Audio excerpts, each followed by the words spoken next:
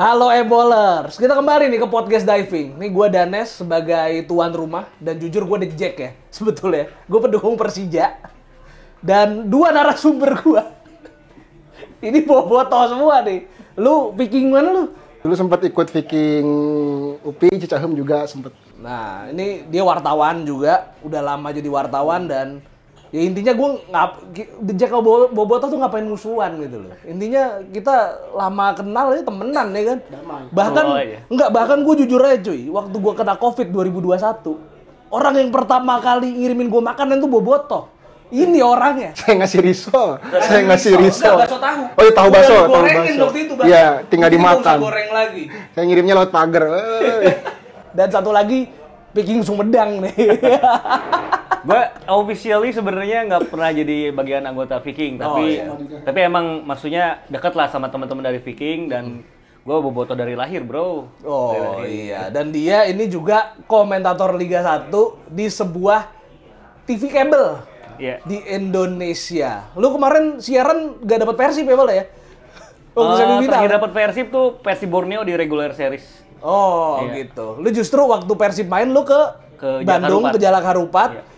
Terus besoknya lu siaran Madura United lawan Borneo. Lawan Borneo. Tuh keren banget kan. Jadi ini dua narasumber yang kredibel. Selain mereka fans, mereka juga yang satu jurnalis, yang satu komentator, men. Nah, ini kita ngomongin, cuy. Akhirnya gue dari ke Ibam dulu deh. Kita tahu di awal musim tuh Persib kena badai lah. Iya. Sampai-sampai waktu gue liputan IBL final waktu itu ada kabar Pak Teddy dicari supporter tuh. Iya kan? Ini banyak ke arah sana. Nah iya, betul. Tapi pada akhirnya itu kalau nggak salah habis dibantai PSM ya? 5-1 ya? Iya. Habis dibantai PSM 5-1. Tapi akhirnya luar biasa, men. Bojan Hodak bisa bawa Persib keluar dari badai itu dan sampai final. Ini lu sebagai boboto, gimana lu memandang perjalanan Persib di musim ini? Ya sebenarnya gue ada beberapa sudut pandang ya yang bisa sedikit gue paparin di sini, bisa sharing sama teman-teman. Yang pertama emang pada dasarnya skuad yang dibangun oleh Luis Milla merupakan skuad grade A, grade B di Indonesia lah. Jadi siapapun pelatih yang masuk sebenarnya ini skuad yang cukup mumpuni. Bahkan di banyak posisi kualitas starter dan juga cadangan tidak jauh beda. Tapi beruntungnya Persib juga dengan cerdik bisa ngegaetnya Boyan Hodak. Pelatih yang punya approach terhadap tim ini simple tapi memang layak dan cocok dengan kultur sepak bola di Indonesia. Iya. Ini diakui langsung oleh Mark Locke. Kebetulan beberapa minggu lalu gue siaran langsung bareng sama Mark Locke. Dan pertanyaan pertama gue ke Mark Locke, apa bedanya gitu? Touch dari Luis Milla dengan Boyan Hodak. Sebenarnya as a tactical approach, Luis Milla ini lebih taktikal lah, lebih rumit dan banyak opsi taktik. Tapi Boyan Hodak membuat itu semuanya sederhana, simple, dan yang paling penting Boyan Hodak ini bisa menguasai kondisi ruang ganti. Ya, dan intinya Boyan Hodak juga pelatih yang sangat berprestasi di Asia ya. Iya. Dia pernah ngelatih JDT, terus sebelumnya Kelantan, pokoknya di Malaysia dia. Kuala Lumpur FA. Iya, itu adalah salah satu pelatih yang udah tersohor banget di Malaysia. Lu kalau ngeliat Bojan Hodak gimana, bro? Dengan dia kalau nggak salah waktu Luis Milla ngelatih Persib itu pakai 3 back ya, 2 sayapnya capek, dijadiin 4 back. Efektif, men. Lu ngeliat Boyan Hodak gimana tuh selama ngelatih Persib? Tadi yang udah dibilang sama Ibam juga ya bahwa approach Bojan Hodak ini memang kan dia udah kenal banget lah dengan sepak bola Asia Tenggara ya, lama di Malaysia. Waktu dia menangani Kuala Lumpur kan melaju jauh di AFC Cup kan. Nah, ketika dia pertama kali datang kan juga Persib yang gue denger ya, kan juga sedang dalam masalah guncangan internal tuh di timnya kan. Bahwa ada beberapa pemain senior yang memang akhirnya tidak klop dengan Milla dan sebagainya. Nah, begitu dia datang, bisa kita lihat ya, Rezaldi tidak tergantikan di bek kiri dan bagus terus. Dengan kondisi juga Zalnando yang memang cedera panjang kan. Terus juga pada akhirnya Febri Haryadi nih. Wah, iya nih. Febri Haryadi, yang sempat dibilang habis, sempat dibilang sudah udah mentok lah nih Febri. Akhirnya bisa menjadi sosok kunci kembali di Persib kan. Itu adalah salah satu dari buah tangan dari seorang Bojan Hodak juga gitu. Ditambah lagi kan dia mampu kan kita di tengah musim Persib itu kehilangan Levi Madinda ya. Kehilangan Levi Madinda yang dianggap sebagai sosok penting. Akhirnya Stefano Beltrame datang dan akhirnya Bojan Hodak itu bisa meramu itu semua menjadi sebuah tim yang kuat dan akhirnya Persib bisa melaju ke Championship Series. Dan Febri itu perannya kelihatan banget ya waktu semifinal leg kedua ya. Gue waktu itu kalau nggak salah Ciro Alves ya lari itu, yang gol kedua lari. Gue bingung nih Ciro Alves ngapain lari ke tempat yang pemain Bali United ngumpul di situ. Ternyata dia tahu di belakang ada Febri Haryadi. Dia bikin pemain Bali fokus sama Ciro, Febri muncul sendirian jadi. Nongol, gol. Wih gila, udah dari gol itu gue udah yakin Persib lolos ini. Nah ini kalau lihat juga Madura United ini bukan lawan yang enteng sebetulnya buat Persib di final ya. Counter attack-nya ngeri loh. Waktu lawan Borneo mereka menang 3-2. Nah gimana Beng? Kebetulan gue cukup sering bawain Madura United di Liga 1 musim ini, mau di aplikasi streaming ataupun di yang TV kabel di MNC Vision. Yang gua lihat sih dari Madura, yang pertama kualitas pemain asingnya emang itu top semua. Ada Hugo Gomez, Kleberson, Martins, sama Jacob Mehler. Belum lagi ada Rivera ya, pemain Meksiko pertama di Indonesia yang langsung tampil cemerlang. Klasik number 10 yang memang udah jarang beredar di Indonesia, tapi ternyata masih berguna banget bagi Madura United yang memang polanya ini kalau gue bilangnya Latinos Connection. Karena memang kebanyakan pemain Samba ditambah dipadukan sama Meksiko plus Jacob Mehler dari Singapura. Nah, Madura ini sebenarnya kalau dari sudut pandang penyerangan dia adalah tim terbaik ketiga di bawah Persib sama Dewa United. Sepanjang regular series golnya ini hanya berselisih 7 dengan Persib dan hanya berselisih 1 dengan Dewa United. Tapi dan itu pun akhirnya sejalan dengan taktik dari Marcio Souza, pelatih yang baru saja cabut dari Madura. Karena memang akhirnya Marcio Souza ini ngebuat Madura jadi salah satu tim paling vertikal serangannya. Jadi nggak banyak ngolah bola di belakang, tapi ketika bolanya dikirim ke depan efektif lah. Dan yang harus di-highlight juga adalah bagaimana si Madura United ini memiliki pemain-pemain yang sesuai juga apa yang diinginkan oleh Marcio Souza saat ia masih ngelatih. Dan untungnya meskipun Marcio Souza-nya udah nggak ada, sistem dan struktur serangan Madura ini udah tetap terjaga gitu. Makanya Coach Rahmat Basuki sebagai caretaker tim juga bisa melanjutkan performa Madura yang ya emang ini tim yang menjadi anomali karena Madura ini dari era Liga 1 selalu kehabisan bensin pada paruh kedua. Dan itu nggak kejadian meskipun padahal turnover squadnya tinggi loh di paruh kedua musim. Junior Brando pindah gitu kan. Itu kan pemain yang ngebuat Madura begitu cair di lini depan, akhirnya digantiin sama Dalberto. Dalberto bukan tipe pekal Junior Brando tapi ngasih dimensi lain. Yang ngebuat Malik Rizaldi justru jadi superstar sekarang di Madura. Nih, ini Madura juga sebetulnya ini unik ya. Bowlers ya. Karena baik Persib maupun Madura, ini di musim ini juga kena badai. Lo tau lah Madura badainya apa, lo tau lah, gak usah kita omongin. Lo tahu badainya kan. Tapi mereka akhirnya bisa masuk final. Gue gak ngomongin lo. Gue gak ngomongin itu lo. Tapi emang bener sih. Itu kan fakta ya. Udah menyebar. Jadi memang ya ada badai juga. Apa yang membuat Madura akhirnya bisa ke final itu, San? Kuncinya sih di semifinal kemarin ya. Terlepas dari juga bagaimana Borneo, banyak yang bilang Borneo kehabisan bensin dan itu memang ya bisa dibilang benar adanya juga ya. Bagaimana Borneo yang kita lihat begitu menakutkan di regular series menghadapi Madura yang mainnya juga ternyata sama-sama seperti Persib direct, Madura pun main direct. Bagaimana mereka begitu efektif, mereka tiba-tiba di depan gawang dan gol. Ditambah lagi mereka juga beberapa pergantian pemain asingnya juga memberikan efek yang positif gitu. Ketika ada yang pergi yang menggantikan bisa bermain dengan bagus.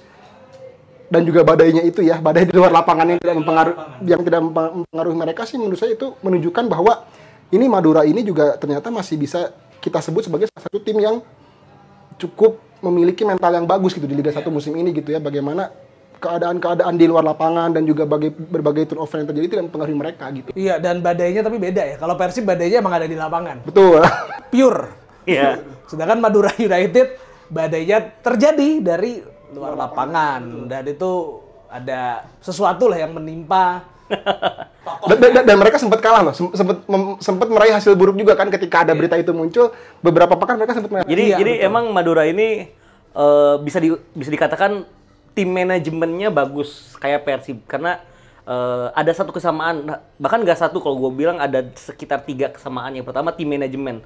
Tim manajemen ini adalah memanage suatu tim dalam perjalanan maraton yang kebetulan Indonesia kali ini di liganya pakai format Championship Series. Iya. Jadi kan sebenarnya dengan pakai format Championship Series ini setiap tim hanya butuh untuk masuk 4 besar aja. 4 besar, betul. Dan Madura ini memanfaatkan PSIS Semarang ditinggal Carlos Fortes, Iya. Vitinho cedera, Dewa United yang tiba-tiba kalah di laga seperti lawan Persija, padahal dia lagi performanya lagi bagus. Itu momen di mana Madura akhirnya kembali menemukan form yang bagus juga dan bisa kembali ada di 4 besar. Dan setelah Madura masuk 4 besar, lawan-lawannya bisa dalam tanda kurung adalah lawan-lawan yang cukup aman. Borneo udah memastikan jadi regular series champions. Iya. Akhirnya dia dalam tanda kutip melepas pertandingan itu, yang ngebuat akhirnya Madura semakin memastikan ada di 4 besar. Plus lawan kayak Arema yang kita tahu sendiri pertandingan 0-0 dan gua yang membawanya juga bingung mendeskripsikan pertandingan itu seperti apa. Karena di babak kedua setelah PSIS Semarang disamakan golnya oleh Persija, Madura Arema nggak mau nyerang. Kan itu kondisi-kondisi yang ngebuat Madura sangat diuntungkan.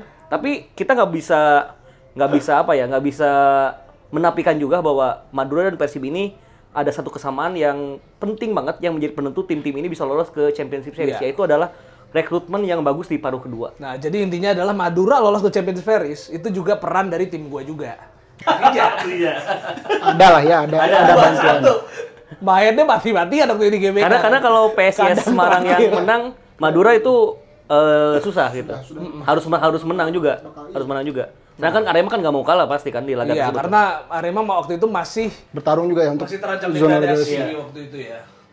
Oke, jadi intinya adalah seberapa yakin lu ntar besok Persib menghadapi Madura di final. Yang gue sayangnya gini loh. Seharusnya formatnya itu kan idealnya tuh gini loh. Persib yang ada di seeding 2 Iya. harusnya kandangnya belakangan dong. Benar. Tapi akhirnya LIB pakai malah menurut sama Bracket. Nah ini lu gimana deh San? Gua walaupun ya gimana ya, walaupun mungkin gua tidak, ya gua netral aja, gak dukung Persib, gak dukung Madura, tapi tetap aja ini menurut gua adalah format yang sedikit merugikan Persib. Karena kalau melihat Persib di posisi 2, Madura di 4, Persib harusnya kandang belakangan, dan kalau menang ngerayain di Bandung. Ini gimana? Ya, 2014 kan kita juga juara di Bandung, Nes. Nah, 14 kita juara di Palembang loh. 14 juara di Palembang. 94 kita juara di Jakarta.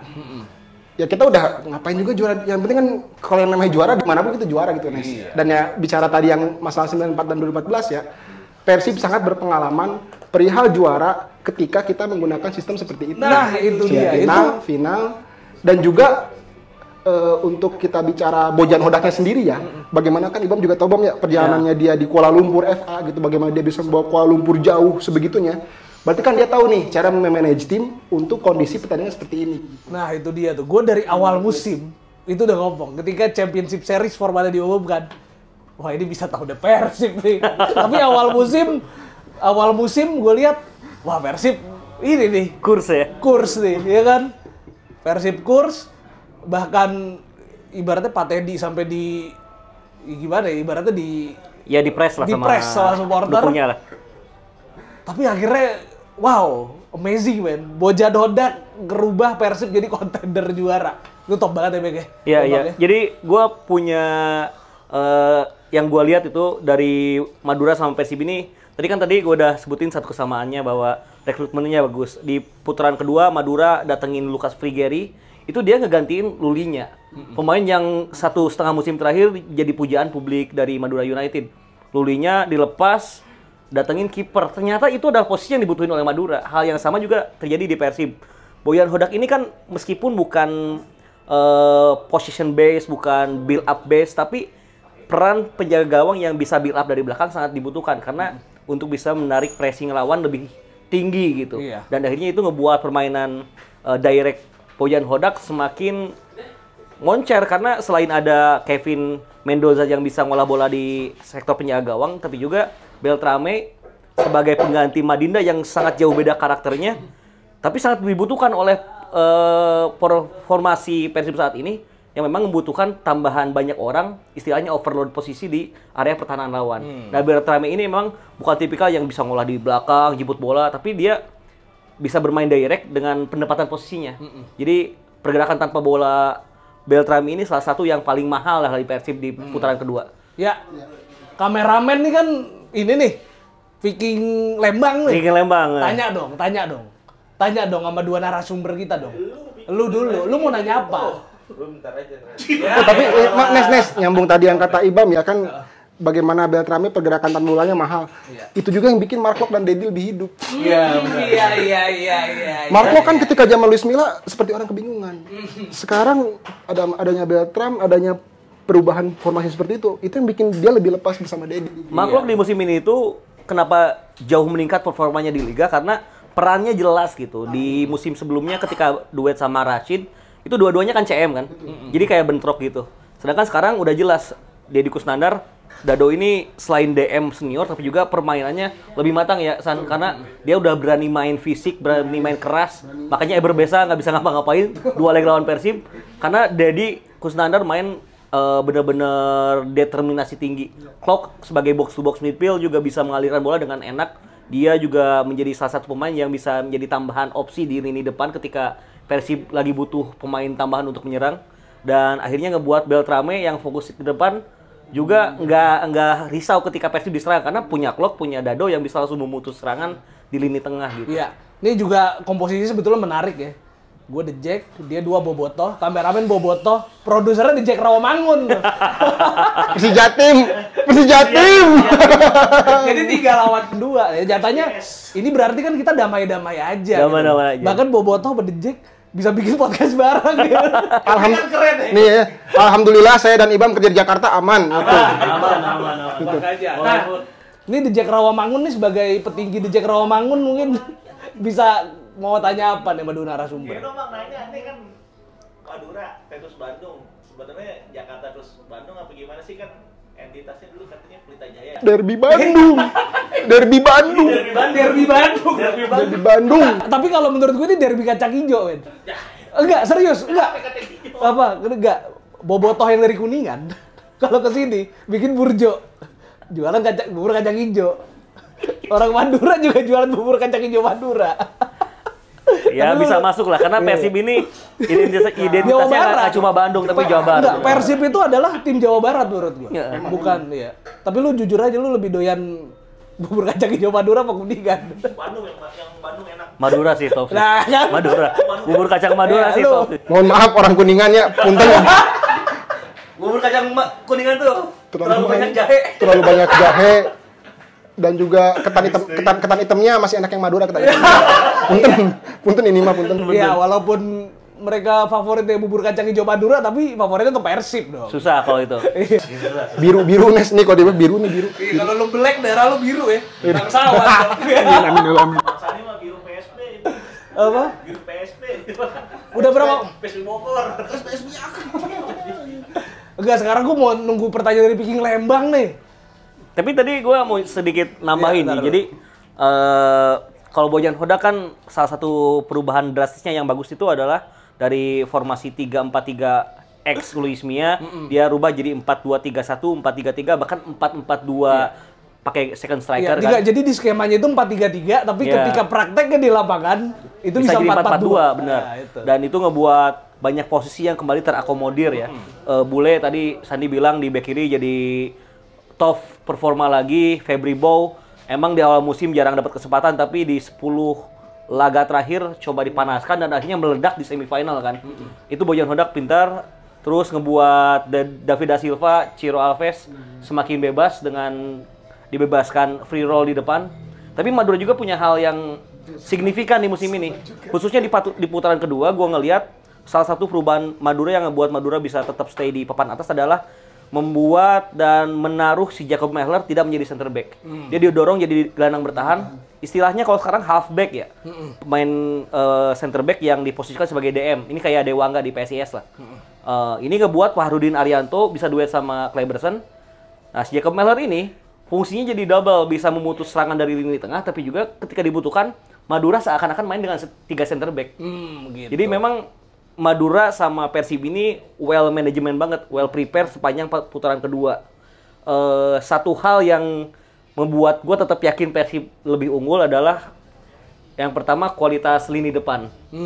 Karena duo Ciro David da Silva ini ya secara statistik aja kelihatan dia gol per asisnya paling banyak di Liga 1. Golnya juga udah 47 sendirian, jadi memang itu ancaman bagi tim manapun lah.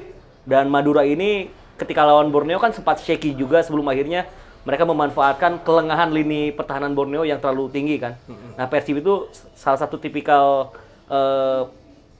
tim yang secara format pertahanannya nggak gampang di stretch lawan karena punya duet tower yang sama-sama lugas, Nick Kuiper sama Alberto. Jadi ini center back nggak pernah banyak olah bola. Kalau ada serangan buang, tapi itu ngebuat Persib jadi lebih simpel kan. Iya. Nah itu yang jadi tantangan buat Madura. Salut juga sih buat Alberto nih, bawahannya Luis Milla tapi tetap bisa konsisten nih. Iya benar. Itu salut juga sih buat. Enggak, kalau gue ngomongin Borneo cuy, itu mereka ada kesalahan juga sih. Jadi mereka setelah juara regular season, Iya. mereka justru nurunin tensi. Iya. Kalah terus, naikinnya lagi kan susah. Benar. Jadi Iya kan? itu jadi efek buruk setelah Borneo terlalu cepat memastikan jadi juara regular series dan memastikan satu tiket ke Championship Series. Betul. Akhirnya ngebuat mereka dingin, ya namanya mesin udah dingin, dipanasin lagi susah. Betul. Ditambah Madura ini nggak untung gitu, nggak beruntung karena Leo Lelis cedera 8 bulan. 4 pemainnya sempat dipanggil selama 1,5 bulan di timnas U23, termasuk Fajar Faturrahman, pemain yang sebenarnya itu adalah bagian inti kan dari permainan Borneo di musim ini. Ditambah ya dia udah nggak punya lagi Mateus Pato, itu ngaruh banget sih. Oke. Ditambah lagi ingat selama musim reguler Persib tidak pernah kalah dari Madura United itu. Oh iya. 1 sama di Bandung, 0-1 di Madura. Iya. Iya, justru dan juga Persib waktu semifinal lawan Bali udah lama nggak menang lawan Bali. Iya, kacau. Sejak 2017. Terakhir menang ISC, masih ISC, lu inget ISC nggak lu? ISC. Jadi di liga resmi ataupun Wow. liga non resmi kayak Piala Menpora, Piala Presiden, Persib tuh nggak pernah menang lawan Bali, tapi kita menang di momen yang tepat. Tepat. Besar loh, jarang-jarang Enggak, menang tipis bro, 3-0 anjir. Menang tipis aja 3-0. Tipis, 3-0 tipis. Itu udah enggak, gue tidak menganggap itu sebuah kesombongan tapi kepercayaan diri.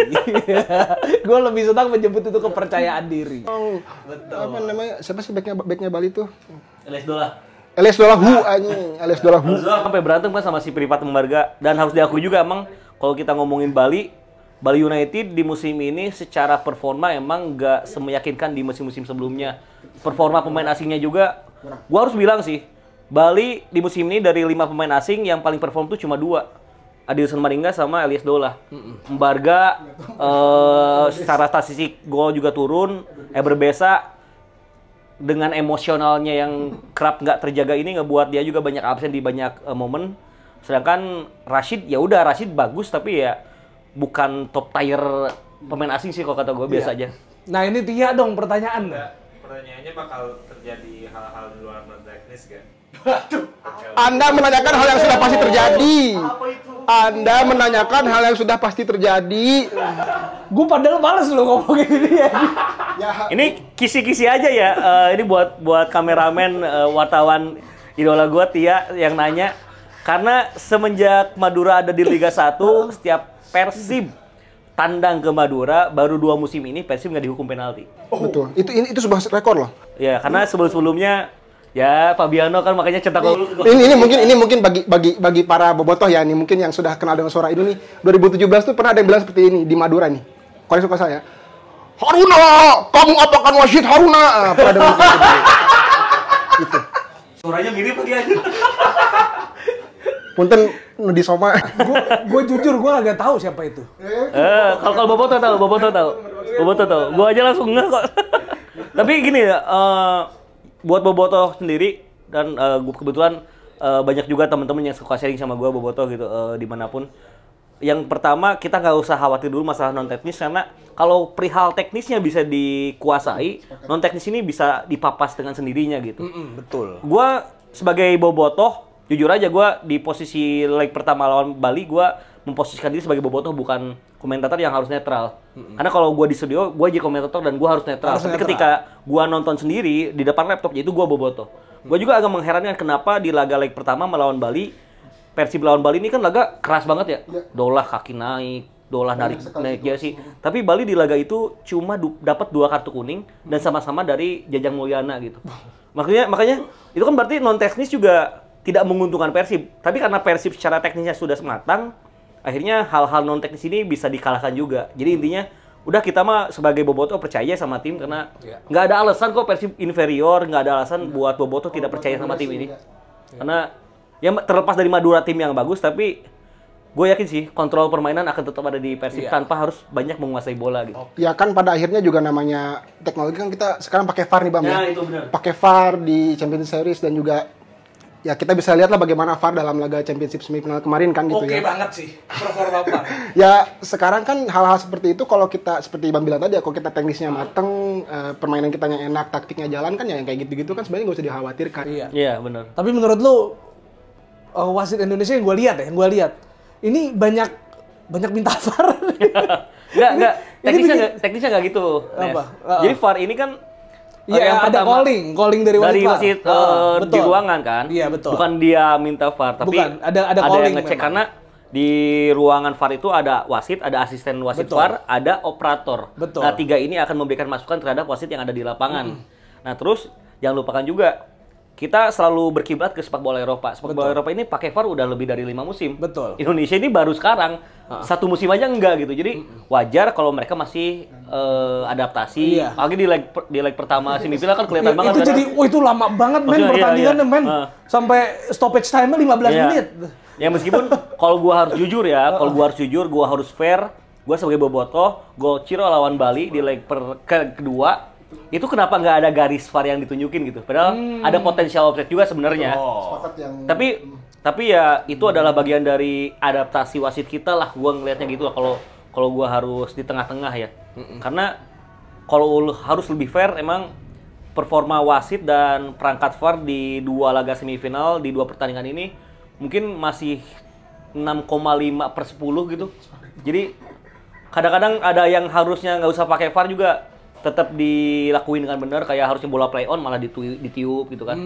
Jadi memang SDM-nya juga harus diperkuat dulu sebelum Iya. teknologinya. Intinya salahnya ada di wasit yang ada di VAR-nya. Dan di lapangan juga emang kadang-kadang masih miss ya.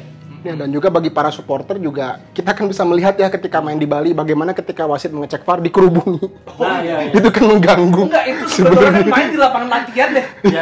Main di lapangan latihan karena lagi dipakai FIFA Ini Asia- Women iya, U17. U17. FIFA AFC. Asia. AFC Women U17. Akhirnya main di lapangan Di training ground. Itu gue jujur deg-degan gitu. Itu VAR-nya gimana? Iya, bener-bener dikerubungi kan. Ini kerubungin. Wasit tertekan tuh ketika melihat Tapi, video. Bro, satu hal yang harus kita apresiasi. Training center Bali itu ternyata lebih bagus dibanding training center timnas Prancis. Oh, Karena Indonesia iya. lawan Gini itu nggak pakai VAR dengan Oh, iya. alasan keterbatasan prasarana infrastruktur dengan tidak bisa mengakomodir VAR. Berarti training center Bali lebih bagus dibanding training center timnas Prancis, bro. Iya. Tapi penerapan VAR di 6,5/10. Lu berapa? 6 ya? 6 Nes, masih adaptasi kita masih jauh. Maksudnya bagaimana menilai situasi yang harus di-VAR-kan pun kita kan masih abu-abu tuh. Kadang-kadang masih ada orang yang tidak paham bahwa kartu kuning tuh nggak bisa di-VAR. Iya. Beberapa situasi itu nggak harus melulu offside pun kan nggak bisa harus di-VAR, kecuali offside itu leading to goal. Yang mana itu kan salah satu dari 4 poin yang bisa dicek oleh VAR. Itu, Nes. Kalau lu lihat tayangan ulang pertandingan antara Borneo lawan Madura di leg kedua, itu ada satu momen di menit awal, paling kurang dari 2 menit lah di babak pertama, Malik Rizaldi dapat bola dari Kleberson, langsung benturan di dalam kotak penalti Borneo. Emang ada komunikasi antara wasit VAR dengan wasit di lapangan, tapi anehnya kenapa wasit lapangan nggak mau ngecek ke monitor? Oh. Kan itu hal-hal yang sangat riskan, pelanggarannya di dalam kotak penalti, potensial penalti, tapi kenapa wasit nggak mau ngambil keputusan ke sana? Jadi kan bukti bahwa emang wasit pun masih adaptasi gitu. Bentar. Ini benar-benar barang baru kan, Nes. Intinya gitu, kita pelatihannya pun kan panjang ya. Ada pelatihan dilakukan oleh LIB dan PSSI juga tidak sebentar gitu kan. Dan ketika diterapkan di pertandingan yang asli pun ya mungkin memang harus membutuhkan mungkin musim depan lah, mungkin kalau emang mau dipakai musim depan ya biar lebih matang lagi gitu. Bahkan gue lihat media jurnalis pun pada ikut ini ya liputan VAR kan ya. Betul, dan kita melihat bahwa memang kita masih sedikit tertinggal lah, bahkan even dari negara-negara tetangga kita yang udah pakai VAR duluan kan, kayak Thailand, Singapura, Vietnam gitu. Ya udah, langsung aja prediksi Persib Madura. Ini 2 leg kan ya? 2 leg. 2 leg. Gua ini prediksi ditambah harapan gua. Iya. Persib di leg pertama harus unggul dengan margin 2 gol. Iya. Dan nanti di Madura imbang nggak apa-apa. Ya, terus lu? Tipis sih. Kayaknya apa yang terjadi di regular series bakal terulang lagi deh. Gitu. Jadi 1 menang 1 imbang ya? Ya. Udah berapa menit kameramen? Udah cukup. Ya udah kalau gitu terima kasih buat Sandi. Lu Viking mana Viking mana? Ya sama juga kayak Ibam. Gue diajak-ajak doang dulu nonton. Kalau beliau ini Sumedang gitu. Sumedang, Jadi asli Sumedang. itu komentar kameramennya Lembang. Ini The Jack. Maksudnya Ini Jaktim ya? Rawamangun. Jaktim. Gue The Jack Duren Sawit, Jaktim semua. Ya udah terima kasih San deh. Sami-sami, Terima kasih sami-sami. juga Ibam ya. Sami-sami. Dan semoga masa perdamaian ini ya bertahan selamanya ya. Iya. Perdamaian Hidup Persib. Boboto dan The Jack ini kan udah mulai damai nih. Iya. Mudah-mudahan selamanya damai ya. Betul. Oke. Tinggal yang akar rumput doang ya, tapi Betul. semoga lah nggak ada riak-riak lagi lah. Ya, oke. Thank you Ebolers. Sampai ketemu di podcast diving selanjutnya. Hidup Persib!